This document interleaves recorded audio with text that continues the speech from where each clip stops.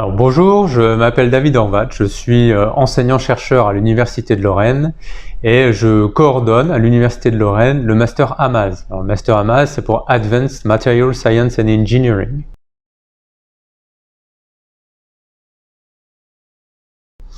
Alors c'est un master qui est basé sur un consortium de plusieurs universités. L'Université de la Sarre, qui coordonne le master dans son ensemble, l'Université technologique de Luleå en Suède, l'Université polytechnique de Catalogne en Espagne et l'Université de Lorraine. Alors, prochainement, nous allons intégrer deux autres universités.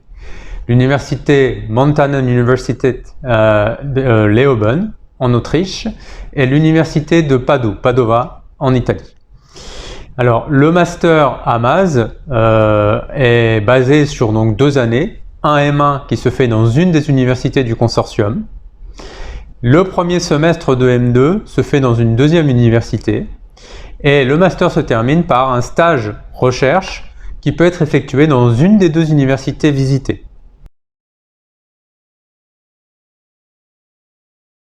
Alors, nous recrutons des étudiants principalement non européens avec des critères de sélection qui sont les suivants.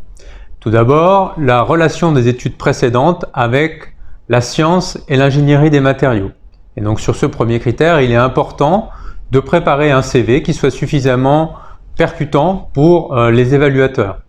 Donc pour cela, ce qu'il faut faire ressortir, c'est votre parcours de manière très claire et puis vos spécificités, c'est-à-dire vos maîtrises des langues, si vous avez fait des stages en particulier dans le domaine des matériaux, si vous avez des expériences professionnelles et des mobilités à l'international par exemple.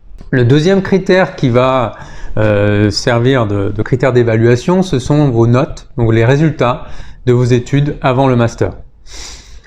Le troisième critère, ce sont les recommandations. Donc, on a l'habitude dans le Master AMAS de travailler avec un certain nombre d'universités partenaires au Maroc et il sera important d'obtenir 2 lettres de recommandation et principalement, si possible, d'enseignants-chercheurs ou de chercheurs qui travaillent dans le domaine de la science et de l'ingénierie des matériaux.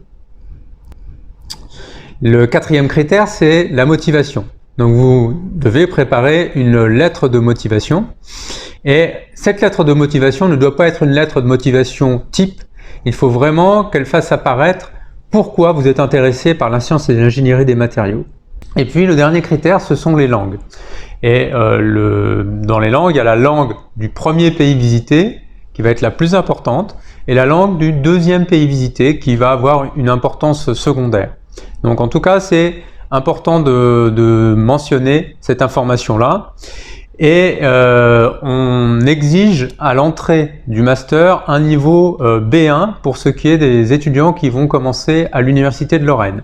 Donc en fonction des partenaires, le critère peut être différent. Certains peuvent exiger un niveau B2 par exemple. Sur la base des dossiers reçus, un comité de sélection se réunit chaque année et classe les dossiers en fonction de la qualité des dossiers. Alors, en fonction de ces classements, l'étudiant peut ou non prétendre à une bourse Erasmus Plus ou Erasmus Mundus. Alors, sachant que le Master AMAS existe depuis 2005 et alors il a été quasiment toutes les années depuis 2005 labellisé par la Commission européenne avec le label Erasmus Mundus. Alors, toutefois, pour la rentrée 2020, le master ne bénéficiera pas de ce label. Par contre, nous avons déposé un dossier pour l'obtenir à nouveau.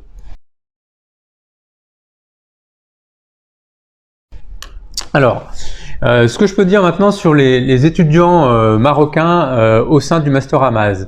Alors depuis la création du master en 2005, nous avons régulièrement des étudiants marocains, donc en général 1 ou 2 étudiants par an, et cette année exceptionnellement 3 étudiants marocains.